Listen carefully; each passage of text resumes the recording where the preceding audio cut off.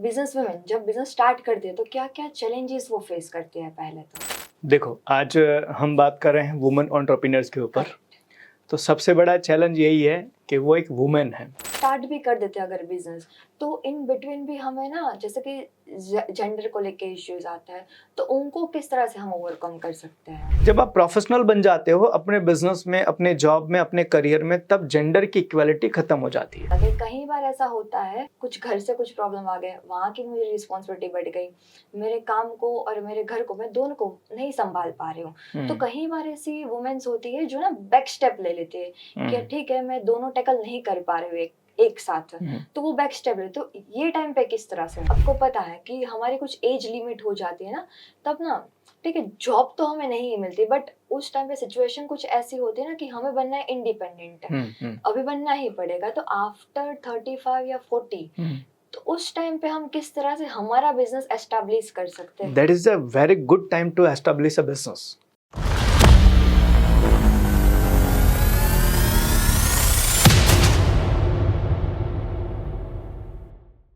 Good morning sir. Good morning. Okay, आज के podcast में सर ये टॉपिक हमारा रहेगा कि एज अ बिजनेस एंटरप्रेन्योर हम बहुत सारे प्रॉब्लम्स चैलेंजेस फेस करते हैं as a business women, correct. उनको स्टार्ट करने के टाइम पे या तो फिर जब वो रन कर रहे होते तब। तो आज बस मुझे उसी के बारे में जानना है, इवन हमारी बहुत सारी ऑडियंस भी है जो ये जानना चाहती है सर। जी, तो मुझे ये जानना है सर कि बिजनेस वुमेन जब बिजनेस स्टार्ट करती है तो क्या क्या चैलेंजेस वो फेस करती है पहले तो। देखो आज हम बात कर रहे हैं वुमेन एंटरप्रेन्योर्स के ऊपर। तो सबसे बड़ा चैलेंज यही है कि वो एक वुमेन है और उनको ना मार्केट में जब भी वो खुल के बिजनेस या जॉब के लिए जाते हैं तो बहुत सारी दिक्कतों का सामना करना पड़ता है। फिजिकल चैलेंजेस होते हैं, मेंटल चैलेंजेस होते हैं, सोशल चैलेंजेस होते हैं, जेंडर इक्वालिटी का प्रॉब्लम होता है, ये ऐसी बहुत सारी प्रॉब्लम्स होती है। लेकिन जब एक वुमेन एक बिजनेस शुरू करने जाती है तो सबसे पहली चीज़ जो उसके सामने चैलेंज आता है वो होता है उसकी काबिलियत का, कि भाई क्या एक वुमेन वो काबिलियत रखती है कि एक बहुत बड़ा बिजनेस या एक सक्सेसफुल बिजनेस बना सके या फिर वो बड़ा कर सके। सबसे बड़ा चैलेंज ये होता है। तो उसको बहुत ज़्यादा प्रूव करने की रिक्वायरमेंट पड़ती है। हर जगह ये सवाल पूछा जाता है कि आप ये कर सकते हो। जैसे एज एग्जाम्पल मानो कि बैंक के पास में एक बिजनेसमैन जाता है जिसका जो मेल है और एक बिजनेसमैन जाते हैं जो फीमेल है लोन लेने के लिए। तो बैंक वाले भी सबसे पहले ट्रस्ट मेल के ऊपर करेंगे, है ना। और फीमेल पर इसीलिए ट्रस्ट नहीं करते हैं, कहीं ना कहीं उनको भी ऐसा लगता है, उनको भी एक क्वेश्चन मार्क होता है उनकी काबिलियत के ऊपर कि यार ये भी बिजनेस बना सकते हैं क्या। तो सबसे बड़ा प्रॉब्लम होता है लोगों के माइंडसेट का, कि वुमेन जो होती हैं वो घर के काम के लिए परफेक्ट होती है, बिजनेस को उतना बढ़िया संभाल नहीं पाएंगे। तो सबसे पहले यहाँ पर लोग क्वेश्चन करते हैं और लोग है ना उन चीज़ों में सपोर्ट नहीं करते हैं वुमेन को। जैसे कि एक वुमेन है जब वो बिज़नेस करने जाती है, जब वो बिज़नेस के लिए मार्केट में उतरती है, फील्ड पे उतरती है, तब लोग ये पूछते हैं कि भाई आप कर सकते हो कि नहीं कर सकते हो, आपकी फैमिली को आप कैसे संभालोगे, आपको घर को कैसे संभालोगे, और ये बहुत सारे सवाल लोग खड़े करते हैं। तो आज किसी भी वुमेन को अगर बिज़नेस करना है तो सबसे पहले एक चीज़ करने की बहुत रिक्वायरमेंट है और वो है स्ट्रॉन्ग स्टैंड लेने की, कि हाँ मैं कर सकती हूँ। एक पुरानी कहावत है, गुजराती में है कि बोले तेना बोर बेचा है ना। जब तक आप बोलोगे नहीं तब तक आपको कोई चीज़ बिकेगी नहीं, आपकी कोई चीज़ बिकेगी नहीं। तो वुमेन अगर बिजनेसमैन या बिजनेस में जा रही है, एंटरप्रेन्योरशिप में जा रही है, तो सबसे पहले उसको बोलना पड़ेगा yes I can do it, मैं कर सकती हूँ। जब तक वो गट्स नहीं दिखाएंगे ना तब तक लोग है ना सवाल पूछते हैं, सवाल आपके ऊपर करते हैं कि यार आप कर सकते हो नहीं कर सकते, आपको डाउटफुल नज़र से देखते हैं, आपको ना कहते हैं ना कि आपकी कैपेबिलिटी नहीं है, इस तरीके से आपको देखते हैं। तो ऐसी सिचुएशन के अंदर बहुत ज़रूरी है कि एक वुमेन जब एंटरप्रेन्योरशिप करने के लिए जा रही है तो लोगों के लिए, लोगों के सामने एक स्ट्रॉन्ग स्टैंड ले कि यस मैं ये कर सकती हूँ, हाँ ये पॉसिबल है और मैं कर लूँगी। कहते हैं जब इंसान डाउटफुल होता है या जब उसके अंदर खुद को लेके डाउट होता है तब लोग उस पर भरोसा कैसे कर सकते हैं। तो पहली चीज़ होती है, लोग भरोसा नहीं करते हैं कि आप कर सकते हो, आपकी काबिलियत पर भरोसा नहीं किया जाता है, आपकी एबिलिटी के ऊपर भरोसा नहीं किया जाता है। और ऐसी सिचुएशन में एक वुमेन को सबसे पहले स्टैंड लेने की ज़रूरत है। Yes, I can do it. जब वो कॉन्फिडेंट होंगे तब लोगों को लगेगा चलो एक बार इनके साथ में किया जाए। ओके, तो ये एक बहुत बड़ा प्रॉब्लम है जिसको सॉल्व करने के लिए वुमेन को ही स्टेप लेना पड़ेगा। डेफिनेटली। सर, ये बात रही कि बहुत सारे ये चैलेंजेस आपने जो मुझे बताए, ठीक है, बट कैपेबिलिटी से पहले भी आता है कि एज अ वुमेन ना हमें सपोर्ट की भी रिक्वायरमेंट, ह्यूमन बीइंग ये नॉर्मल है कि हाँ, मुझे कोई बैकएंड में सपोर्ट करने वाला हो। जब तक उसको पुश नहीं मिलेगा तब तक वो आगे नहीं बढ़ पाएगी, बट वो सपोर्ट किस तरह से हमें मिलेगा? देखो, बहुत ज़रूरी है कि जब एक वुमेन बिजनेस करने के लिए या जॉब करने के लिए आती है तो उसकी फैमिली का, उसके हस्बैंड का, उसके पेरेंट्स का सपोर्ट होना ज़रूरी है। लेकिन सपोर्ट क्यों नहीं मिलता है, उसके भी पीछे यही कारण है। देखो, एज एग्जांपल, आप घर से बाहर निकल रहे हो किसी चीज़ के लिए, आप खुद कॉन्फिडेंस नहीं हो, तो पीछे जो आपका पेरेंट्स है या फिर जो आपकी फैमिली मेम्बर्स है वो आपके ऊपर कैसे कॉन्फिडेंस दिखाएंगे? द मोस्ट इम्पॉर्टेंट थिंग कि पहले वुमेन को खुद को कॉन्फिडेंस दिखाना पड़ेगा कि हाँ, मैं ये कर सकती हूँ, हाँ, ये चीज़ें मेरे से पॉसिबल है। जब तक वो खुद कॉन्फिडेंस नहीं दिखाएंगे तब तक पीछे से कोई सपोर्ट नहीं करेगा। याद रखना, जिस इंसान को सेल्फ डाउट होता है उसके ऊपर कोई भरोसा नहीं करता। अब एज एग्जांपल मानते हैं कि कोई लड़की है जिसने कॉलेज पास आउट किया, ठीक है, अब वो बोले मैं बिजनेस करना चाहती हूँ, ठीक है, अगर वो अपने पेरेंट्स को जाके ये बोले मैं बिजनेस करना चाहती हूँ, अगर सक्सेस हो जाएगा तो अच्छा रहेगा, तो आपको क्या लगता है, क्या पेरेंट्स उसको ये अलाउ करेंगे? नहीं, क्योंकि वो खुद ही खुद डाउटफुल है। तो पहले उसको ये चीज़ की क्लैरिटी लानी पड़ेगी कि मैं बिजनेस करने जा रहा हूँ, इसको मैं 100% सक्सेस कर दूंगी, क्योंकि मुझे ये सारी चीज़ें पता है। जब ये कॉन्फिडेंस से अपने पेरेंट्स के सामने ये प्रपोजल रखेंगे तो डेफिनेटली उनके पेरेंट्स उनको सपोर्ट करेंगे। अब एज एग्जाम्पल मानो कि कोई गांव से कोई लड़की कोई शहर में जाके अपना करियर बनाना चाहती है, अगर वो खुद डाउटफुल हो कि मैं शहर जाके मेरा पता नहीं क्या होगा, कैसे होगा, तो पेरेंट्स कोई भी अलाउ नहीं करेगा। और खाली ये फीमेल की नहीं, मेल की भी बात है। मेल को ज़्यादातर चीज़ों के अंदर क्यों अलाउ किया जाता है, क्योंकि उस पेरेंट्स को ऐसा लगता है मेल जाके इधर उधर ठोकर खाएंगे, जैसे तैसे कर लेंगे। लेकिन फीमेल को लेके सिक्योरिटी, सेफ्टी का भी मैटर होता है ना।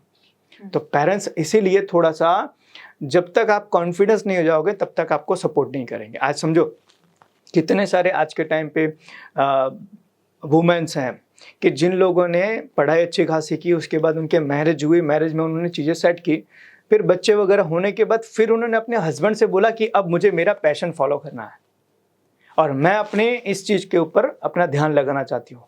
उनके हस्बैंड ने उनको सपोर्ट किया और बहुत अच्छे तरीके से वो अपने बिजनेस को ग्रो कर रहे हैं। तो ये बहुत ज़रूरी है कि एक वुमेन जो है उसको खुद के ऊपर कॉन्फिडेंस होना कि हाँ, ये चीज़ मैं करना चाहती हूँ और मैं कर सकती हूँ और मेरे पास वो सारी एबिलिटी, सारी कैपेबिलिटी और हर चीज़ के लिए मैं मेंटली प्रिपेयर हूँ। जब तक वो ये चीज़ कॉन्फिडेंस में नहीं दिखाएंगे ना, तब तक लोग उनको सपोर्ट नहीं करेंगे। Okay, so that is very important. Okay. Sir, yes, definitely आप राइट है, बट हम ये जब स्टार्ट भी कर देते हैं अगर बिजनेस, तो इन बिटवीन भी हमें ना, जैसे कि जेंडर को लेके इश्यूज आता है, तो उनको किस तरह से हम ओवरकम कर सकते हैं? देखो, जेंडर का इशू इसलिए आता है क्योंकि जेंडर में लोग आपको तौलते हैं। जैसे कि एज एग्जांपल आप फीमेल हो, ठीक है, मैं मेल हूँ। जब तक ये रहेगा ना तब तक लोग आपको फीमेल के नज़र से देखेंगे। You are also businessman, you are also professional, I am also professional. फिर यहाँ पर जेंडर की इक्वालिटी खत्म हो जाती है। जब आप प्रोफेशनल बन जाते हो अपने बिजनेस में, अपने जॉब में, अपने करियर में, तब जेंडर की इक्वालिटी खत्म हो जाती है। ये इक्वालिटी कहाँ तक आती है, जब आप प्रोफेशनल नहीं हो। और इसको सिंपल सा मैं आपको अगर एक सादे भाषा में समझाऊं तो जेंडर की इक्वालिटी तब लोग करते हैं या फिर कहते हैं ना कि आपको कम आंकने की या कम दबाने की कोशिश आपको तब तक की जाती है जब तक आप अपनी लाइफ में कुछ बन नहीं जाते हो, जब तक आप अपनी लाइफ में कुछ अचीव नहीं करते हो, जब तक आप कोई स्टार्ट नहीं करते हो, तब तक आपके बारे में इसी तरह का डाउट किया जाता है। तो जब एक वुमेन मार्केट में निकल रही है किसी भी चीज़ के लिए, चाहे बिजनेस के लिए, चाहे जॉब के लिए, और जब स्ट्रांग है, वो खुद को कॉन्फिडेंस है, खुद को लेके कॉन्फिडेंस है, उसको ये चीज़ों की श्योरिटी है कि yes I can do it, मैं कर सकती हूँ, मेरे पास ये एबिलिटी है, नहीं है तो मैं सीख लूँगी। जब ये चीज़ें उसको लोगों को उसको दिखना शुरू होता है, लोगों को दिखना शुरू होता है उनमें, तब वो बोलते कि नहीं यार, जेंडर की इक्वालिटी आज नहीं। जैसे एज एग्जांपल मैं आपको बताऊँ, आज दुनिया की एक बहुत बड़ी कंपनी है पेप्सिको, ठीक है, उसको बहुत सालों तक इंदिरा नूई ने लीड किया और पेप्सिको को बहुत बड़ी कंपनी में उन्होंने कन्वर्ट किया। ठीक है, उनकी बायोग्राफी आप पढ़ो, उनकी बायोग्राफी के अंदर आपको बहुत सारी चीज़ें पता चलेगी कि मैं मेरी लाइफ में घर में मैं फैमिली मेंबर थी और ऑफिस में मैं एक प्रोफेशनल थी। मतलब मैंने घर को घर की तरीके से संभाला और मैंने ऑफिस को ऑफिस की तरीके से संभाला। That is the only reason कि वो इतनी हाईली सक्सेसफुल हुई। आज वर्ल्ड के टॉप सीईओज में उनका नाम आता है, इंदिरा नूई। तो ऐसी चीज़ें बहुत ज़रूरी। प्रॉब्लम क्या है, आप घर की चीज़ों को बिजनेस की तरह संभालोगे और बिजनेस की चीज़ों को घर की तरह संभालोगे तो फिर आपके साथ में दिक्कत होगी। आप घर पे रहो तो फैमिली मेंबर बन के रहो, आप बिजनेस में जाओ तो बिजनेसमैन वुमेन बन के रहो, आप वहाँ पर एंटरप्रेन्योर हो, प्रोफेशनल हो। आप जब ये दोनों चीज़ों को मेंटेन करते हो तो लोग ये जेंडर इक्वालिटी है ना, ये चीज़ बंद कर देते हैं। देखो, जेंडर की इक्वालिटी के अंदर आज बहुत सारे लोग हैं जो सिर्फ एक जगह पर कहीं ना कहीं फीमेल को कम आंकते हैं फिजिकल स्ट्रेंथ में, लेकिन आज भी वो चीज़ें लगभग निकल गई है। आज समझो बहुत सारी फीमेल है जिन्होंने अपना फिजिकल स्ट्रेंथ बनाया है, आज बहुत अच्छा कर रहे हैं, they are doing very good. आज वो निडर होकर मार्केट में निकल रहे हैं, आज कोई भी चीज़ें वो निडर होकर कर रहे हैं। तो इन चीज़ों के ऊपर आज थोड़ा बहुत लोग हैं ना जज करते हैं फीमेल को। बस यही चीज़ के ऊपर अगर थोड़ा सा और स्ट्रेंथ बनाया जाए और बिल्ड किया जाए तो मेरे हिसाब से जेंडर की इक्वालिटी है नहीं। लेकिन एक चीज़ इसमें बहुत इंटरेस्टिंग चीज़ है जो मैं आपको बताता हूँ। आज इसमें फीमेल्स को भी ना बहुत सारी चीज़ें हैं ना, जो माइंडसेट उनका ना बदल गया है। बहुत सारी चीज़ें मैं आपको बताता हूँ। जब फीमेल काम करने के लिए जाती है तो उसका मोटिव क्या होना चाहिए, वो बहुत इंटरेस्टिंग है, बहुत इम्पॉर्टेंट है। जैसे कि मानो आप अपने घर से बाहर निकले कुछ चीज़ करने के लिए क्योंकि आप अपना करियर बनाना चाहते हो या फिर आप अपनी फैमिली को सपोर्ट करना चाहते हैं। ये दो चीज़ जब तक करने के लिए आप बाहर निकल रहे हो, you are on right track, आप सही ट्रैक पर हो। लेकिन जब आप शो ऑफ करने के लिए निकलते हो तब आप गलत ट्रैक पर चढ़ गए। तो ये शो ऑफ खाली फीमेल्स में नहीं, मैं मेल्स में ही बात कर रहा हूँ। आज मेल या फीमेल बहुत जगह पर स्ट्रगल कर रहे हैं। इनका सबसे बड़ा कारण है शो ऑफ। आप किसी करियर में अपने किसी फील्ड में अपना करियर बनाना चाहते हैं। एज एग्जांपल, आप किसी बिजनेस में सफल होना चाहते हो, आपने अपना स्ट्रेंथ पकड़ लिया कि भाई इस एरिया में मुझे जाना है, इस फील्ड में मुझे जाना है। आपने उसके ऊपर काम करना आपने उसके ऊपर अपनी स्किल बढ़ाई, अपना नॉलेज बढ़ाया, आप उसमें काम कर रहे हो, मेहनत कर रहे हो और धीरे धीरे आप ग्रो कर रहे हो। That is a very good. लेकिन जब आप शॉर्टकट मारने के लिए जाओगे, किसी को दिखाने के लिए जाओगे और उसके लिए फिर आप जो चीज़ें करोगे वो गलत होगा। ओके। तो कई बार फीमेल जो है ना खुद के लिए सबसे बड़ा, कहते हैं ना, दुश्मन खुद बनती हैं। ओके। आप घर से बाहर निकले बिजनेस के लिए या जॉब के लिए या करियर के लिए, आपने एक चीज़ सिलेक्ट कर ली, मुझे ये चीज़ करना है, आप उसके ऊपर स्टिक रहो, आप अपनी ज़िंदगी बहुत आगे बढ़ोगे। लेकिन जब इधर उधर की चीज़ें करना शुरू करोगे, आप जब है ना अपने लक्ष्य से भटक जाओगे, तब आपकी सबसे बड़ी प्रॉब्लम आप खुद बनोगे। बट सर, यहाँ पे आपने जो बताया कि लक्ष्य मेरा कंफर्म होना चाहिए, वो फिक्स होना चाहिए, बट वो डेस्टिनेशन पे जाने के लिए ना बहुत सारे हर्डल्स आते हैं, बहुत सारे चैलेंजेस आते हैं। कई बार ऐसा होता है कि फॉर एग्जांपल कुछ घर से कुछ प्रॉब्लम आ गए, वहाँ की मुझे रिस्पॉन्सिबिलिटी बढ़ गई, मेरे काम को और मेरे घर को, मैं दोनों को नहीं संभाल पा रही हूँ। तो कई बार ऐसी वुमेन्स होती है जो ना बैक स्टेप ले लेती है कि ठीक है, मैं दोनों टैकल नहीं कर पा रही हूँ एक साथ, तो वो बैक स्टेप ले। तो ये टाइम पे किस तरह से हमें ये टाइम करना पे आप चाहिए? अपनी फैमिली का, आप अपने पेरेंट्स का सपोर्ट लो। देखो, बहुत ज़रूरी है। मैं एक जगह पर सेशन कर रहा था और सेशन में एक टॉपिक आया कि आपको मदद मांगने में शर्मिंदगी क्यों महसूस होती है। इस दुनिया का कोई ऐसा इंसान है जो किसी की मदद के बिना अपनी पूरी ज़िंदगी बिता लेगा? ओके। कभी नहीं पॉसिबल है। मरने के बाद भी लोगों को 4 लोगों की ज़रूरत होती है शमशान घाट तक पहुंचाने के लिए। तो आप मदद मांगने में क्यों शर्माओ? आपको लग रहा है मैं कहीं पर अटक रही हूँ, कुछ चीज़ मेरी लाइफ में ऐसी आ रही है जिसको मैं सॉल्व नहीं कर रही हूँ, टेक हेल्प ना। आपके पेरेंट्स हैं, आपके सिबलिंग्स हैं, आपके सिस्टर हैं, आपके ब्रदर हैं, आपके हस्बैंड हैं, आपके कलीग हैं, फ्रेंड्स हैं, आप उनसे सॉल्यूशन मांगो, आप मदद मांगो, क्यों नहीं मिलेगा? दुनिया में कोई दुनिया में कोई ऐसा ताला नहीं बना जिसकी चाबी ना हो, और दुनिया में कोई ऐसा प्रॉब्लम नहीं बना जिसके सॉल्यूशन ना हो। बस आपके पास नहीं है। और आपको ऐसा लगता है कि जिसका सॉल्यूशन मेरे पास नहीं उसका सॉल्यूशन दुनिया में किसी के पास नहीं होगा। ये सबसे बड़ा भ्रम। आपको कोई भी चीज़ की प्रॉब्लम आ रही है, चाहे फिजिकल चैलेंज हो, सोशल चैलेंज हो, फाइनेंशियल चैलेंज हो, आपके काम का चैलेंज हो, या कोई भी प्रॉब्लम हो, तो आप किसी से हेल्प अगर मांगोगे तो क्यों नहीं उसका सॉल्यूशन होगा। आज जैसे एज एग्जांपल, ऐसा नहीं है कि यार दुनिया में हर इंसान को सब कुछ पता, चाहे मेल हो चाहे फीमेल हो। तो मैं ये चीज़ क्यों सोच के बैठूं कि मेरे पास कोई प्रॉब्लम है, उसका सॉल्यूशन मैं नहीं कर पा रहा हूं, तो उसका सॉल्यूशन होगा ही नहीं। समझना इस चीज़ को। मैं कोई मैथ का फॉर्मूला सॉल्व करने की कोशिश कर रहा हूं, मुझसे नहीं हो रहा है, इसका मतलब कोई नहीं सॉल्व कर सकता। नहीं। हम वहां पे जाके टीचर से हेल्प मांगते हैं ना। तो यहाँ पर वो टीचर की जगह आप अपने पेरेंट्स से हेल्प ले सकते हो। आप अगर मैरिड हो, आप अपने हस्बैंड से हेल्प ले सकते हो, आप अपने फ्रेंड्स से हेल्प ले सकते हो, आप अपने कजिन्स से हेल्प ले सकते हो। बहुत सारे लोग आज तो प्रोफेशनल भी इसके लिए अवेलेबल है, कंसल्टेंट अवेलेबल है जिनसे आप हेल्प ले सकते हो। Why you are not taking help? क्योंकि एक रीज़न यहाँ पे वो भी होता है सर कि हम हेल्प लेने से ना पीछे जाते हैं। रीज़न कि बहुत सारे लोग ना जजमेंटल होते हैं, हमारी छोटी-छोटी बातों से जज कर लेते हैं। इवन वो लोग यहाँ तक कि बोलते हैं कि आप क्या ही बिज़नेस स्टार्ट करोगे? देखो, सिंपल सी चीज़ है। आप लोगों की बातों के ऊपर अगर अपना ध्यान, अपना फोकस और हर चीज़ में आप चिढ़ जाओगे ना, तो आप कुछ नहीं कर पाओगे। जिंदगी में ग्रोथ करना है ना, तो एक चीज सबसे ज्यादा जो आपको अपने अंदर बिल्ड करनी पड़ेगी, और वो है इग्नोर करना। ये सबसे ज्यादा जरूरी है। कौन आपके बारे में क्या सोच रहा है, क्या बोल रहा है, उसका वो मैटर उसका है।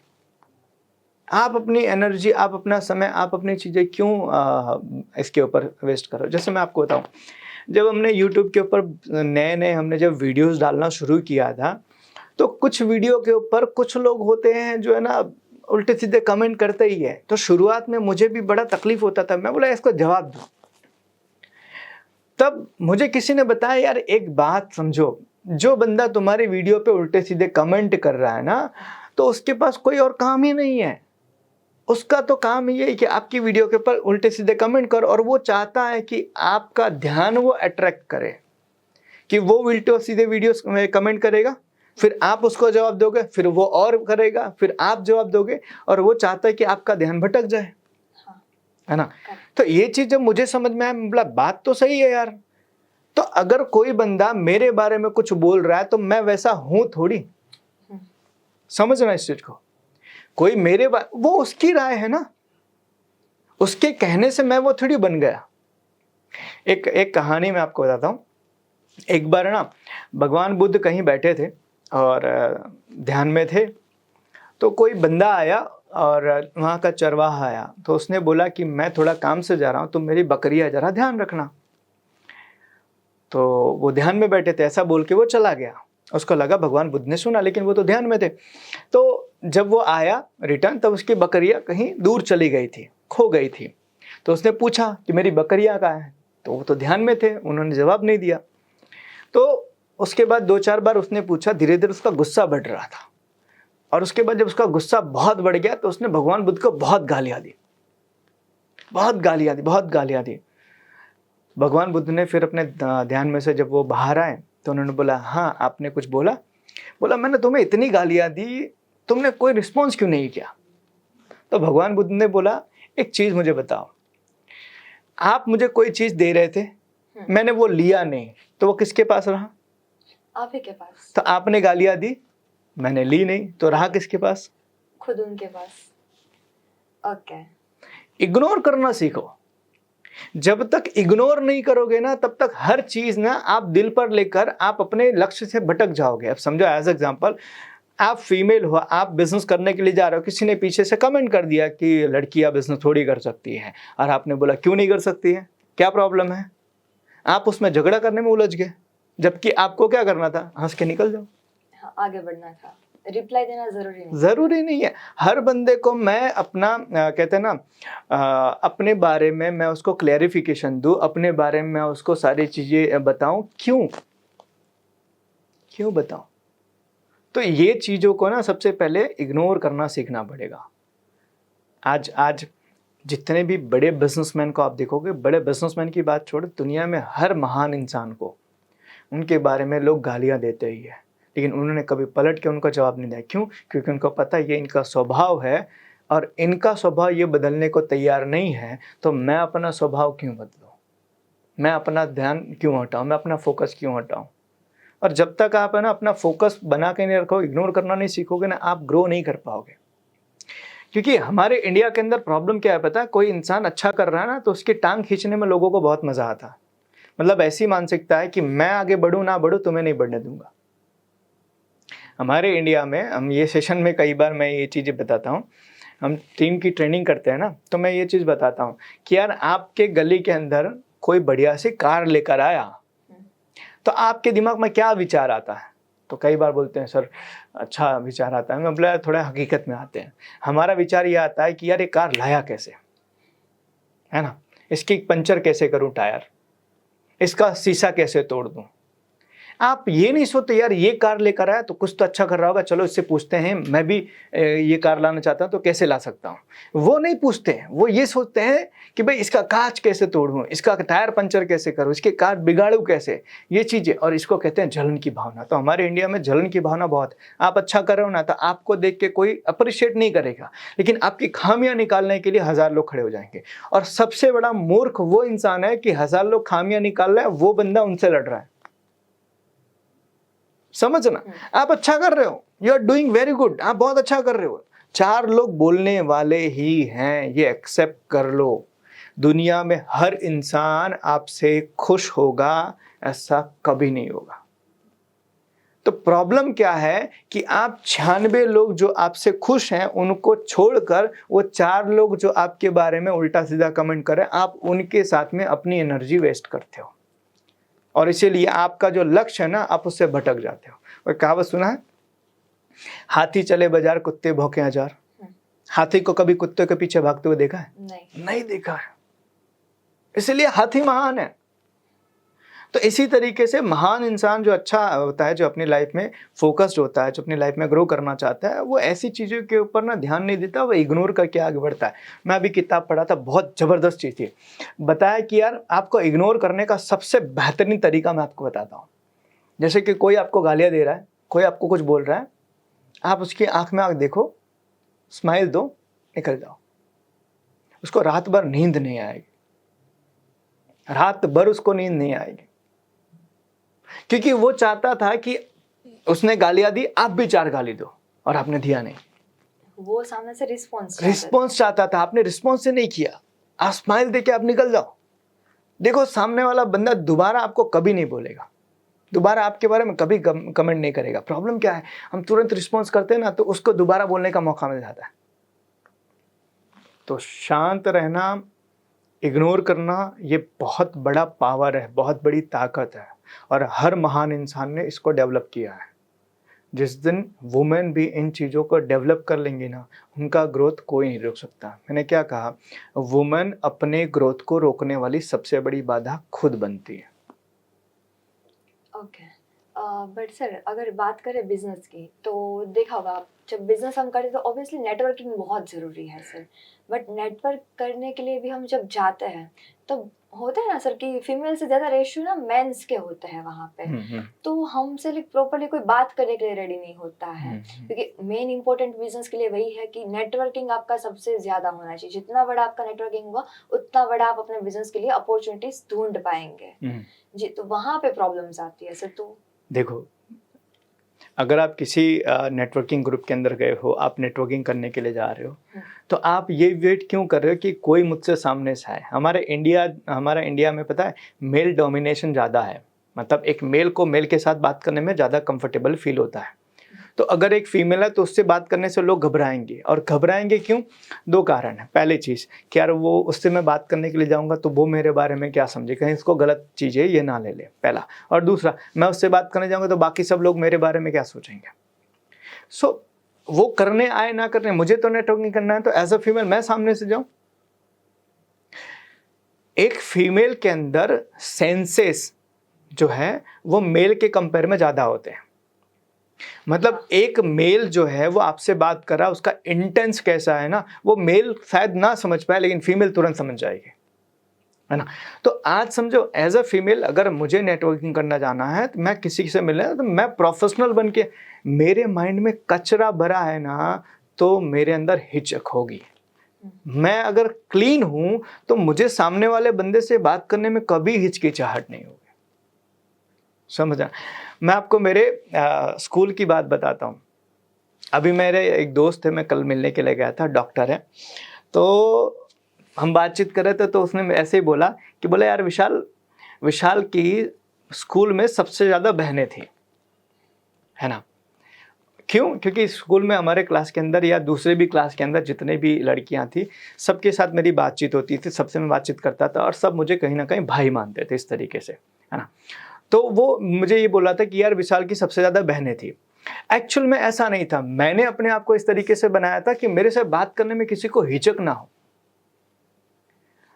तो आप जब आपके दिमाग में कचरा नहीं भरा है, आपके दिमाग में उल्टी सीधी चीज नहीं भरी हुई है, तो आपको किसी से बात करने में कोई हिचकिचाहट नहीं होगा। लेकिन आपके दिमाग में उल्टी सीधी चीज भरी है तो आप किसी से बात करने से हिचकिचाओगे, यार इससे बात करूंगा ये सोचेगा क्या, अरे क्या सोचेगा। आप क्लीन हो, आप प्योर बिजनेस के लिए गए हो, देन गो फॉर इट।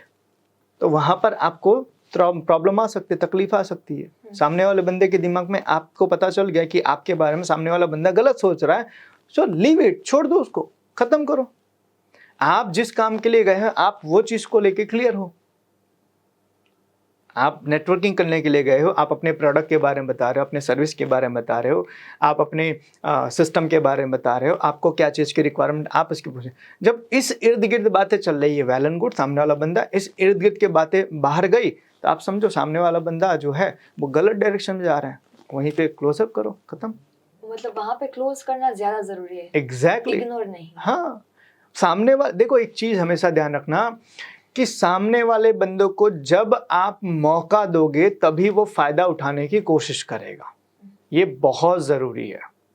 आपको पता होना चाहिए मुझे किसको कब कहाँ रोकना है, और आप अगर नहीं रोकोगे ना तो सामने वाले बंदे को ऐसा लगता है कि नहीं रोकना है मतलब उनको भी अच्छा है। So that is very important कि आपको वो अपना बैरियर पॉइंट बनाना पड़ेगा कि ये चीज के अंदर मुझे किसी को अलाउ नहीं करना, दैट्स इट। देखो मैंने एक वर्ड बोला, प्रोफेशनलिज्म। आप प्रोफेशनल बन के रहोगे तो आपको बिजनेस करने में, जॉब करने में, करियर बनाने में कभी दिक्कत नहीं आएगी। लेकिन आप प्रोफेशनल के साथ अपनी पर्सनल चीज़ें भी ऐड करोगे और भी चीज़ें करोगे तो दिक्कत आएगी। तो आपको दोनों चीज़ें अलग रखनी, एक पर्सनल एक प्रोफेशनल। पर्सनल लाइफ में आप प्रोफेशनलिज्म ना ले आओ और आपकी प्रोफेशनल लाइफ में आप पर्सनलिज्म ना लाओ। आपको ये अपने लिए फिक्स करना पड़ेगा, तो आपको लाइफ में ग्रो करने से कोई नहीं रोक सकता।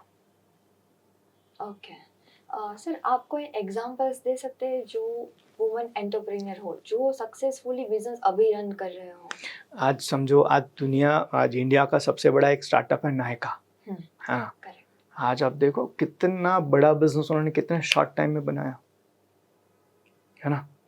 एक ब्रांड है कोलविया करके, एक ब्रांड है जो इनर गारमेंट्स बनाते हैं। आज समझो 400-500 करोड़ का उन्होंने बिजनेस बनाया। They are doing fabulous business. ऐसे बहुत सारे लोग हैं कि जो लोग बहुत अच्छा कर रहे हैं। मैंने अभी बताया आपको, इंदिरा नूई पेप्सिको को इतना बड़ा बनाने में सबसे बड़ा कंट्रीब्यूशन उनका है। और ऐसे बहुत सारे लोग हैं जो कर रहे हैं। अभी रिसेंटली मैं किसी टॉक शो के पर सुन रहा था कि एक फीमेल ने गोबर के बिजनेस से 50 करोड़ की कंपनी बना दी, फीमेल ने। यस। तो बहुत सारे एग्जांपल्स हैं, बहुत सारे लोग हैं जो कर रहे हैं। मुझे ना उनको इंस्पिरेशन बनाना पड़ेगा कि यार ये कैसे कर रहे हैं, मुझे भी उस तरीके से करना है। और दूसरा, आपके सरकम देखो, आपको स्मार्ट बनना पड़ेगा, आपको स्मार्ट बनना पड़ेगा।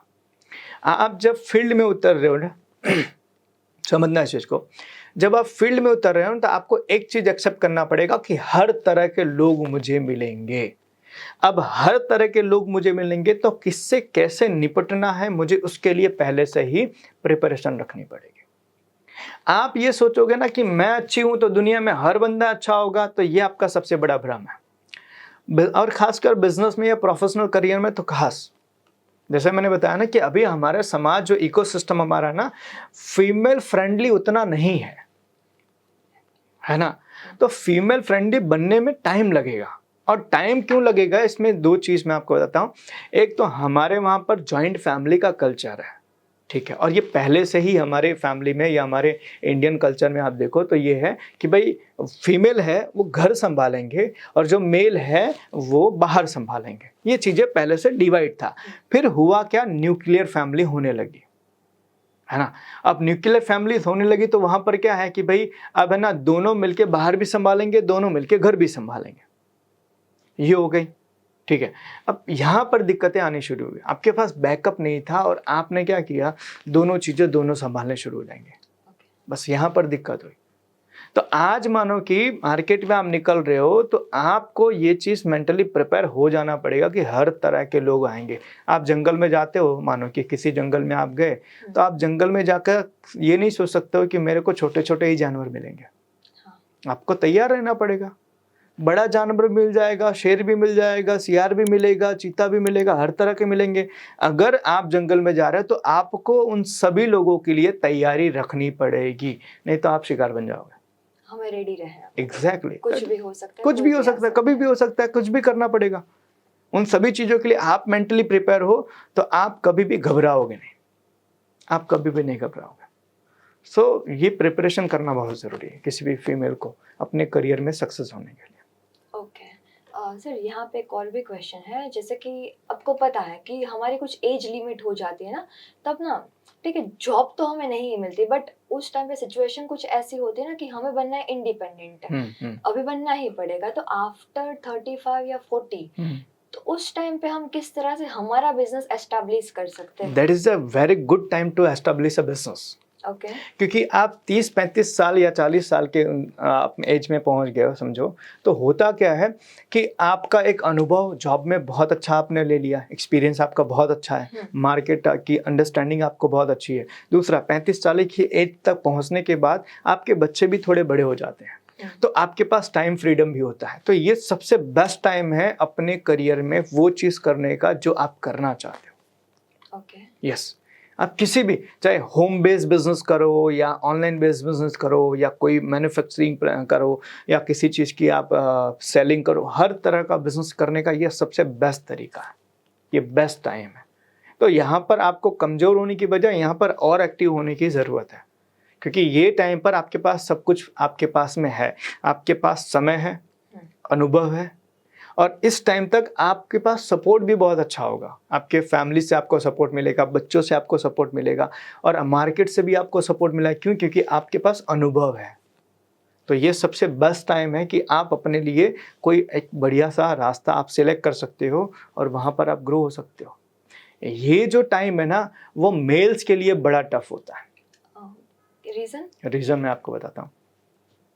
आप अगर मानो कि आपने 20 से 30 के बीच में आपने कोई करियर अपना नहीं बनाया, किसी चीज़ में आप सेट नहीं हुए, तो जब आप 30, 35 या 40 के आप होते हो ना, फिर आपके रिस्क लेने की कैपेसिटी आपकी कम ऑटोमेटिकली हो जाती है। उसकी वजह कि भाई आपके ऊपर जवाबदारियाँ बढ़ जाती है, बच्चों को पढ़ाना है, माँ बाप के दवा दारू का खर्चा हो जाएगा, फिर घर संभालना है, समाज संभालना है, आपको हर चीज़ संभालनी है। और इस टाइम पर आप कोई रिस्क नहीं लेना चाहते, फिर आप ये सोचते हो जैसा चल रहा है उसको वैसा ही चलने दिया जाए। तो ये चीज़ मेल के लिए टफ होता है, लेकिन फीमेल के लिए बेस्ट अपॉर्चुनिटी है अपनी लाइफ को एक नया आयाम देने की, एक नया मोड़ देने की और एक बहुत बड़ा डिसीजन लेकर अपने लाइफ को और बेटर बनाने की। ये सबसे बेस्ट टाइम है। ओके तो सर, बिजनेस स्टार्ट करने से पहले उनको खुद को पता होना चाहिए कि कौन से फील्ड में जाना है, कौन सा बिजनेस करना है। Exactly. तो वो चूज कैसे करें? ये बहुत इंपॉर्टेंट क्वेश्चन है। देखो, जब मुझसे लोग बोलते हैं सर कौन सा बिजनेस शुरू करना चाहिए, तो मैं उनको बोलता हूँ यार दुनिया का हर बिजनेस बहुत सक्सेसफुल है। दारू बेचने वाले बहुत सक्सेसफुल है, ठीक है, गुटखा बेचने वाले बहुत सक्सेसफुल है। मतलब दुनिया में कोई ऐसा बिजनेस नहीं है जिसमें लोगों ने ग्रोथ ना किया हो। लेकिन आप किस में ग्रोथ करोगे ना, उसके लिए आपका इंटरेस्ट एरिया कौन सा है वो आपको जानना पड़ेगा। आपको बिजनेस वो कभी नहीं करना है जो मार्केट में चल रहा है या जो लोग कर रहे हैं या जो मार्केट में सबसे ज़्यादा पॉपुलर है, उसमें आपको कभी नहीं जाना है। आपको उसमें जाना है जो आपका इंटरेस्ट एरिया है। एज एग्जाम्पल मानो कि मार्केट में टेक्नोलॉजी बेस्ड बिजनेस बहुत चल रहे हैं, लेकिन टेक्नोलॉजी में आपका इंटरेस्ट एरिया नहीं है, तो आप टेक्नोलॉजी में जाओगे भी ना तो आप 100% फेल होगे। आपका इंटरेस्ट एरिया सपोज मान लेते हैं कि कुकिंग में है, तो भले कुकिंग के अंदर लोग बहुत सारे बोल रहे हैं कि बहुत बड़ी बड़ी कंपनियां हैं, बहुत बड़े बड़े रेस्टोरेंट है, बहुत सारे हैं, फिर आप कैसे करोगे, लेकिन आपका इंटरेस्ट एरिया है तो 100% उसमें सक्सेस हो गए। तो दैट इज़ वेरी इंपॉर्टेंट कि जब आप बिजनेस का सिलेक्शन करो ना, तो सिलेक्शन करते समय आपको ये चीज़ ध्यान होना चाहिए कि मैं जो चीज़ शुरू करूँ, क्या अगर उसमें साल 2 साल 3 साल मुझे मेहनत करना पड़े और पैसे मुझे कम मिले, फिर भी मेरा इंटरेस्ट एरिया बना रहेगा। प्रॉब्लम कहाँ होती है, और ये खाली फीमेल की नहीं, मैं सबकी बात कर रहा हूँ, बिजनेस अक्सर कर फेल इस कारण भी होते हैं कि लोगों को करने का मन कुछ और था, लेकिन उन्होंने किसी का देख के, किसी का सुन के शुरू कुछ और किया, फिर 4 महीने 6 महीने काम किया, उनको जैसा रिजल्ट चाहिए था वैसा रिजल्ट मिला नहीं, तो उन्होंने बंद कर दिया और वो बोलते हैं कि ये बिजनेस नहीं चलता। जैसे एज एग्जाम्पल मैं आपको बोलूँ, आपको बच्चों को पढ़ाने का बड़ा इंटरेस्ट करता है, बड़ा मन होता है सबको, है ना, कि छोटे बच्चों को पढ़ाने में आपको बड़ा मन करता है, फीस ना भी दे फिर भी आपको पढ़ाने बहुत मज़ा आता है ना, ये आपका इंटरेस्ट एरिया है। अब आपने इसके अलावा आप किसी और बिजनेस के अंदर आपने शुरुआत की, किसी ने बोल दिया कि भाई आप है ना ये बिजनेस शुरू करो, आपने वो बिजनेस शुरू कर दिया, तो 4 महीने 6 महीने इसमें पैसा नहीं मिलेगा ना, आप छोड़ दोगे, आप बोर हो जाओगे। लेकिन ये बिजनेस में आप जाओगे बच्चों के पढ़ाने में, तो 4 महीने 6 महीने आप बिजनेस में पैसा नहीं भी आएगा ना, आपको ज़रा बोरियत फील नहीं होगी, क्योंकि आप एंजॉय करोगे। तो ये बहुत ज़रूरी है, जब भी आप बिज़नेस को शुरू करो ये चीज़ आप खास अपने आप से पूछ लो, मैं जिस बिज़नेस को शुरू कर रहा हूँ, आने वाले साल 6 महीने तक अगर मुझे पैसे ना मिले तो भी क्या मैं उसी जोश उसी एनर्जी के साथ में लगा रह सकता हूँ? अगर जवाब आता है हाँ, तो वो आपका इंटरेस्ट एरिया और उसमें आप आगे बढ़ो। ओके सर, हमने बहुत बार ये सुना है, बहुत सारे बिजनेसमैन की ये स्टोरीज होती है कि मैंने ज़ीरो से स्टार्ट किया था। तो मुझे बहुत एक क्वेश्चन है, ज़ीरो से किस तरह से कोई स्टार्ट कर सकती हूँ? क्योंकि बिजनेस स्टार्ट करना है तो फंड की तो रिक्वायरमेंट रहेगी, आपके पास फाइनेंस तो होना ही चाहिए, तो ज़ीरो से किस तरह से पॉसिबल है? देखो, ज़ीरो से शुरू करने का मतलब मैं आपको बताता हूँ। एज एग्जाम्पल मानो कि आप किसी कंपनी के अंदर आप जॉब कर रहे थे, आपने उस चीज़ के ऊपर अच्छा सा नॉलेज दिया, आपने उस चीज़ को बढ़िया तरीके से समझा, फिर आपने बोला कि भाई मुझे इस इंडस्ट्री में बिजनेस करना है, तो लेकिन आपके पास कैपिटल नहीं है, तो आपने क्या किया, आपने बोला कि मेरे पास अभी कैपिटल नहीं है, तो मैं अभी पैसा लगा नहीं सकती, मैं काम करती हूँ, मैं किसी मैन्युफैक्चरर से बात करूँ कि सर आप मेरे को प्रोडक्ट दो, मैं आपकी प्रोडक्ट बेचूँ, और जो बेचने के बाद पैसा है उसमें से मुझे आप कमीशन दो। ओके। तो मेरा इन्वेस्टमेंट नहीं, मेरा प्रोडक्शन नहीं, मेरी प्रोडक्ट नहीं, लेकिन मेरा बिजनेस शुरू हो गया। फिर जैसे जैसे मेरा उसमें से प्रॉफिट आ रहा है, धीरे धीरे मैंने क्या किया, उस तरीके के प्रोडक्ट मैंने अपने नाम से बनवाने शुरू किया। फिर मेरा थोड़ा उसमें से और प्रॉफिट बढ़ा, फिर मैंने अपनी छोटी सी एक फैक्ट्री डाल दी, फिर धीरे धीरे धीरे मैंने मेरी फैक्ट्री को बड़ा किया। तो वो बंदा फिर बाद में यही चीज़ कि भाई मैंने मेरे बिजनेस को जीरो से शुरू किया। तो जीरो से शुरुआत करने का आज सबसे बड़ा ऑप्शन ये है, आपके पास पैसे नहीं है, आपको कोई दिक्कत नहीं है, आप बिजनेस शुरू कर सकते हो और अच्छे से अच्छा बिजनेस शुरू कर सकते हो। क्यों? मार्केट में बहुत सारे मैन्युफैक्चरर बैठे हैं जिनको बनाना आता है लेकिन बेच नहीं पा रहे हैं। तो अगर आप बेचने में मास्टर बन जाओ ना, तो आप किसी भी बिजनेस को बहुत आसानी से जीरो पैसे में शुरू कर सकते हो। तो इस तरीके से जीरो इन्वेस्टमेंट के अंदर कोई भी बिजनेसमैन अपना बिजनेस शुरू कर सकता है। ओके, मतलब यहाँ पे एक चीज मैटर करती है, स्किल्स, इसको हम ट्रेडिंग कहते हैं। यहाँ से शुरुआत करो, ट्रेडिंग से शुरुआत करो। आप क्यों अपनी फैक्ट्री, अपना पैसा इतना ज़्यादा लगा रहे हो? पहले आप ट्रेडिंग में जाओ और अपने स्किल्स डेवलप करो। एक बार जब आपको कॉन्फिडेंस आ जाए कि हाँ मैं अब ये चीज़ें अच्छे से कर पा रहा, फिर इन्वेस्टमेंट करो, आप बढ़िया से कर लोगे। ओके सर, मुझे ये क्वेश्चन कहीं सुनने में आया था, जैसे कि हमें पता है कि सूरत डायमंड सिटी है, तो वहाँ पे मंदी भी बहुत ज्यादा रहती है, आए दिन बोलते रहे मंदी है डायमंड में। तो एक क्वेश्चन जनरली मेरे सामने है कि मंदी है तो कभी एक दिन डायमंड बंद हो गया तो क्या, तो उसमें कोई स्कोप है या नहीं है डायमंड के बिजनेस में? देखो, कोई भी इंडस्ट्री बंद नहीं होती है, वो अपना रूप परिवर्तित करती है। हाँ, आज मानो कि पहले एक टाइम पर एक ज़माना था कि लोगों ने डायमंड के बारे में बहुत डिस्कशन, भाई डायमंड का नेकलेस किसी ने पहना मतलब बहुत अमीर होगा, ठीक है, तो वो डायमंड का बहुत क्रेज़ था। फिर धीरे धीरे वो क्रेज अभी शिफ्ट हो रहा है CVD डायमंड में, आर्टिफिशियल डायमंड। हाँ। ठीक है, लैब ग्रोन डायमंड जिसको कहते हैं, आर्टिफिशियल नहीं लैब ग्रोन कहते हैं। तो अब जो रियल डायमंड है और जो CVD डायमंड है, इन डायमंड के बीच में जो प्राइस जो है वो लगभग 80% तक का प्राइस का डिफर पड़ता है। मतलब कि अगर मैंने कोई रियल डायमंड खरीदा 100 रुपए का, तो CVD मुझे 20 रुपए मिल जाएगा। तो अब लोग क्या कर रहे हैं, अब CVD में शिफ्ट हो रहे हैं। क्यों?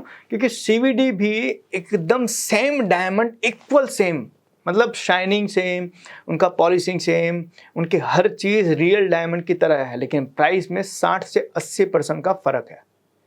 तो जो रियल डायमंड वाले पहनने वाले लोग थे, वो लोग बोल रहे हैं यार मैं पैसा पहले डायमंड के लिए बहुत खर्चा करता था, लेकिन अब मुझे उतना खर्चा नहीं करना है, लेकिन पहनना मुझे डायमंड है।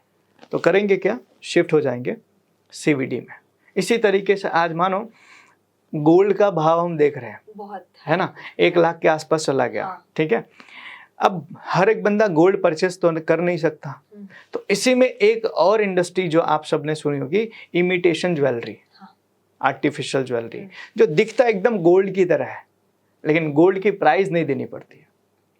तो आज बहुत सारे लोग मार्केट में आपको जो मिलेंगे, जिन्होंने बहुत अच्छा सा नेकलेस पहना है, बहुत अच्छा सा हार पहना है, जरूरी नहीं है कि गोल्ड का ही हो, वो आर्टिफिशियल ज्वेलरी हो सकती है, इमिटेशन ज्वेलरी हो सकती है। तो उनको गोल्ड की प्राइस नहीं देनी है, लेकिन गोल्ड जैसा फील आएगा। तो कोई भी इंडस्ट्री बंद नहीं होती है, वो शिफ्ट हो जाती है, वो परिवर्तित हो जाती है। तो अगर ये चीज़ जिसके दिमाग में है, उसका बिजनेस कभी भी डाउन में नहीं जाएगा। देखो, हम अपना एक प्रोग्राम करते हैं बिजनेस बिल्डिंग स्ट्रेटजीज, तो उसमें हम बताते हैं बिजनेस के अंदर 4 स्टेजेस होते हैं, startup, growth, maturity and decline. तो जब बिजनेस मैच्योरिटी में आता है ना, तो मैच्योरिटी के बाद अगर जिस बिजनेसमैन ने अपने बिजनेस को रीबर्थ नहीं किया, उसका बिजनेस जो है लॉस में जाएगा। तो वो रीबर्थ कब लेना है ना, वो आपको पता होना चाहिए एज अ बिजनेसमैन, कि मुझे मेरे बिजनेस के अंदर कब मुझे वहां से चेंज करना है, शिफ्ट करना है। वो आपके पास, आपको नॉलेज है, आइडिया है, वो आप कर रहे हो, तो आपका बिजनेस आपको कभी भी डाउन नहीं जाने को मिलेगा। आप कभी भी डाउन नहीं ले जाओगे अपने बिजनेस को, आप ऑलवेज अच्छा ग्रोथ करोगे। तो अगर कोई भी इंडस्ट्री के अंदर, खाली डायमंड है या किसी भी इंडस्ट्री के अंदर, अगर आपको वो चीज़ की क्लैरिटी हो जाए कि मुझे कैसे मेरे बिजनेस को शिफ्ट करना है, तो आपका बिजनेस कभी भी डाउनफॉल नहीं होगा, आपका बिजनेस बहुत अच्छे तरीके से चलेगा। ओके, मतलब शिफ्ट हम कर सकते हैं। एग्जैक्टली, करेक्ट ना। बट जैसे अभी आपने एग्जांपल दिया सर, गोल्ड है, रियल गोल्ड, उसमें से इमिटेशन ज्वेलर्स में जा सकते हैं, बट तो फिर मेरे पहले बिजनेस का क्या सर? तो मेरा तो अच्छा खासा गोल्ड का बिजनेस चल रहा था, बट रेट बहुत हाई हुए हैं। ठीक है, अभी मैं यहाँ पे कंफ्यूज हूँ, अभी मैं क्या करूँ, मेरे पास बिजनेस ही नहीं आ रहा है। अब समझो एक चीज़ को, जैसे एज एग्जाम्पल समझो, आप एक घर में रहते थे। हाँ। वो घर जर्जर हो गया। हाँ। है ना, उसकी दीवारें पूरी की पूरी फट गई है। ठीक है। अब आपको डर है कि यार इस घर में मैं रहूंगा तो आज नहीं तो कल कभी ऐसा कुछ हुआ तो घर गिर जाएगा और मुझे नुकसान होगा। तो आप क्या करते हो? शिफ्ट हो जाओ, है ना, या तो शिफ्ट हो गए या तो उस घर को तोड़ के दूसरा घर बनाओगे। That is only business. आपका पुराना बिजनेस आपको प्रॉफिट नहीं दे रहा है, तो आप अपने बिजनेस को बंद करके या आप अपने बिजनेस के अंदर शिफ्टिंग करके आप नए बिजनेस को शुरू करो। तो क्यों इतना बिजनेस से आप प्यार कर ले? आपको लग रहा है ये बिजनेस मुझे प्रॉफिट दे रहा है, देन वेल एंड गुड। जब आपको लग रहा है बिजनेस प्रॉफिट नहीं दे रहा है, देन शिफ्ट करो ना, चेंज करो ना। अपने बिजनेस से प्यार करके, अपने बिजनेस से इमोशनली अटैच होके आप अपना, अपने देश का, अपने लोगों का, सबका नुकसान आप कर रहे हो। और ये चीज़ जितना जल्दी बिजनेसमैन को समझ में आ जाए उतना जल्दी बेटर है। एक समझो चीज़, आपके पैर में कांटा गड़ गया हो तो कांटा निकालना चाहिए कि रहने देना चाहिए? निकालना चाहिए। तो यही चीज़ तो बिजनेस में भी लागू होता है। आपका प्रॉफिट नहीं आ रहा है तो बिजनेस के अंदर अब प्रॉफिट नहीं है तो आप चेंज करो बिजनेस को। ये बहुत ज़रूरी है और ये चीज़ करना पड़ेगा। इसमें आपको रैशनल होना ही पड़ेगा, तभी आप सर्वाइव कर पाओगे, नहीं तो ख़त्म हो जाओगे। आज समझो ना, आज भी कितने सारे लोग ऐसे हैं जो पुरानी दुकानें लेकर बैठे हुए हैं और बोल रहे हैं कि आज हम उसको अपग्रेड नहीं करेंगे। क्यों? क्योंकि पुराने तरीके से हम ऐसा धंधा कर रहे हैं। तो यार, जो चीज़ आप पुराने तरीके से कर रहे हो, तो आज नया कस्टमर आपके यहाँ थोड़ी आएगा। आज आपको अगर घर का सामान लेना हो, किराने की सामान लेना हो, आपके पास 3 ऑप्शन है। पहला डी मार्ट, दूसरा आसपास का कोई लोकल हाइपर मार्ट, और तीसरा किराने की दुकान। आप कहाँ जाओगे? D mart. क्यों? फैसिलिटीज प्रोवाइड कर रहा है। अब ये सोच के वो छोटा सा किराने की दुकान वाला बैठे कि नहीं मैं मेरा चेंज नहीं करूँगा, मैं तो ऐसे ही चलाऊँगा, जिसको आना है वो आएगा, तो वो एक दिन बंद ही हो जाएगा। सर फिर भी वो लोग ये सोचते हैं कि नहीं मेरे बिजनेस की तो यहाँ पर डिमांड है मेरे एरिया में, मुझे इससे बेटर कुछ नहीं चाहिए, ठीक है मैं जितना में हूँ उतने में ठीक हूँ। तो क्या ये मेंटालिटी ठीक यही है? मेंटालिटी उनको डुबा रही है। हम्म, उनकी मेंटालिटी यही है जो उनके बिजनेस को ख़त्म कर रही है। एक टाइम पर एक दुकान जो एक एरिया में बहुत फेमस था, सडनली वो ख़त्म हो गया। क्यों ख़त्म हो गया? क्योंकि कस्टमर की डिमांड थी कि आप अपनी चीज़ों को अपग्रेड करो, लेकिन आप अपग्रेड करने को तैयार नहीं हो। आप पुरानी चीज़ें लेकर बैठे हो, नहीं मैं जैसे कर रहा हूँ वैसे ही करूँगा। अब वो कस्टमर नहीं, देखो पहले कस्टमर के पास ऑप्शन नहीं था, आज ऑप्शन है। हाँ, आज मेरा घर मानो किसी एरिया में है और डीमार्ट 5 किलोमीटर या 10 किलोमीटर दूर है, तो भी मैं क्या करूँगा, एक दिन स्पेशली प्लान करूँगा, गाड़ी लेकर डीमार्ट में जाऊँगा, पूरे महीने का सामान लेकर आ जाऊँगा, करेक्ट। है ना? तो आज कस्टमर वहाँ क्यों? क्योंकि उसको पता है कि मैं डीमार्ट जाऊँगा तो अच्छी चीज़ मिल जाएगी, अच्छे रेट पर मिल जाएगी और एक ही जगह सब मिल जाएगी। और आपके वहाँ पर 4 चीज़ है, 4 चीज़ नहीं है, तो आपके वहाँ बार-बार कस्टमर नहीं आएगा। आज कस्टमर के पास इतना समय नहीं है और वो आपके वहाँ आकर अब वो अपना समय नहीं वेस्ट करना चाहता। तो आप नहीं चेंज होगे, आप नहीं अपग्रेड करोगे तो आप ख़त्म होने ही वाले हो या ख़त्म हो ही चुके हो, ऐसा आप काउंट कर सकते हो। करेक्ट। और वो ना चेंजेस को एक्सेप्ट नहीं कर सकते, जैसा कि सर कि वो एक बिजनेस रन कर रहा है, ठीक है, बट वो ये मानते हैं कि मेरा बिजनेस मुझसे ज्यादा कौन मुझे बता पाएगा, मुझे कोई सिखा नहीं सकता है मुझसे ज्यादा बेटर, तो मैं किसी मेंटर को चूज ही क्यों करूँ, मैं किसी कंसल्टेंट को क्यों लाऊं, मुझे पता है मेरा बिजनेस किस तरह से ग्रो करना है। देखो वो एक सिंपल सी चीज़ है, ईगो जो होता है ना वो इंसान को डुबा देता है। आज दुनिया में हर चीज़ का नॉलेज आपके पास होगा, अगर ऐसा कोई सोच रहा है तो वो सबसे बड़ा मूर्ख आदमी है, ठीक है। मैंने पहले बताया ना कि आपको हर समय किसी न किसी के हेल्प की रिक्वायरमेंट होती है। अगर आप मदद मांगने में शर्माते हो या मदद मांगने के लिए आप खर्च करने से घबराते हो, तो शायद आप जहाँ हो उससे आगे आप नहीं बढ़ सकते हो। आप अगर ये चीज़ सोच के बैठोगे कि मैं जो कर रहा हूँ अच्छा है, मैं जो जिस तरीके से कर रहा हूँ वही सबसे बेटर है, तो सवाल ये है कि आपको वो चीज़ मिल रही है जो आपको चाहिए? क्या आप उतना कमा रहे हो जितना आपको चाहिए? क्या आप वो बन पाए जो आप बनने की क्षमता रखते हो? अगर नहीं, तो आप जो कर रहे हो वो तरीका गलत है। और अगर आप इसको नहीं मानोगे तो इसमें नुकसान किसी का नहीं है, इसमें नुकसान किसी ने का है। सिर्फ आप आने वाले समय में अपने बच्चों को एक कहानी सुनाओगे, मैं भी एक ज़माने में एक बहुत बड़ा बिजनेसमैन था, आज कुछ नहीं हूँ, आज कुछ नहीं हूँ, था। यही कहानी आप अपने बच्चों को सुनाओगे, इसके अलावा आपके पास कोई ऑप्शन नहीं है। कितने सारे लोग हमसे मिलते हैं जिन्होंने अपनी चीज़ों को चेंज नहीं किया, वो ख़त्म हो गए और आज अपने बच्चों को कहानी सुनाते हैं। आज समझो कितने सारे लोगों को मैंने देखा कि यार 50, 55, 60 साल की एज के बाद उनका धंधा ख़त्म हो गया और वो फिर मार्केट में निकले नौकरी ढूंढने के लिए 60 साल के बाद। तो सवाल ये है कि जब आपको अभी पता है कि भाई आज मेरे बिजनेस मुझे अपडेट करने की रिक्वायरमेंट है और आप अपडेट नहीं कर रहे हो, तो जाहिर सी बात है आपकी भी आज नहीं तो कल परिस्थिति वही आएगी। आप भी 60 साल की उम्र के अंदर नौकरी ढूंढने के लिए निकलोगे, तो उसमें गलती किसी और की थोड़ी है। आप खुद अपना अहम लेके बैठे हो, अपना ईगो लेकर बैठे हो कि मैं तो सब जानता हूँ, अहम ब्रह्मास्मि, मुझे सब पता है, मुझे सब आता है, मैं जो कर रहा हूँ सब बेटर है, तो फिर आप डूबो, आप डूबो, कोई दिक्कत नहीं है। मैं आपको एक कहानी बताता हूँ। एक बार क्या हुआ, एक मंदिर में एक पुजारी थे, भगवान के बहुत बड़े भक्त थे, बहुत भक्ति करते थे, भगवान के दिन रात पूजा करते थे, दिन रात उनके साथ उनके माला जपते थे, उनका नाम लेते थे, बहुत अच्छा, भगवान भी उनसे बहुत प्रसन्न थे।